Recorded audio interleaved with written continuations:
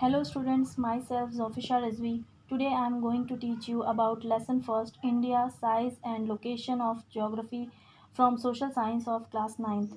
In this lesson we will discuss about size and location of our country on globe. So students, the landmass of India has an area of 3.28 million square kilometer and India has the seventh position in the world and seventh largest country of the world, India. And India's total area accounts for about 2.4% of total geographical area of the world, and rest of the world includes 97.6%. India has a land boundary of about 15,200 square kilometer and total length of the coastline of the mainland including Andaman and Nicobar and Lakshadweep is 7,516.6 kilometer.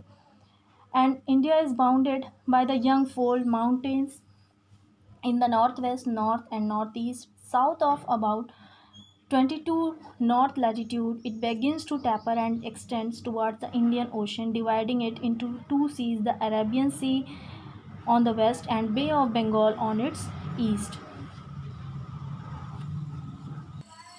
As we can see in this map, that north to south extent of India is 3,214 kilometer and west to east extent of India is included 2,933 kilometer.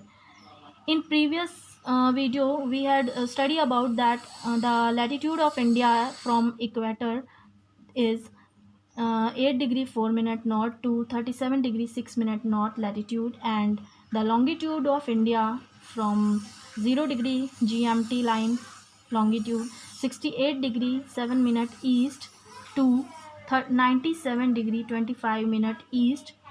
And we can see that from northwest to northeast the Greater Himalaya, Middle Himalaya, and Shivalik ranges are surrounded by our country, and the latitudinal and longitudinal extent of the mainland is about 30 degree. Despite this fact, the east-west extent appears to be smaller than the north-south extent.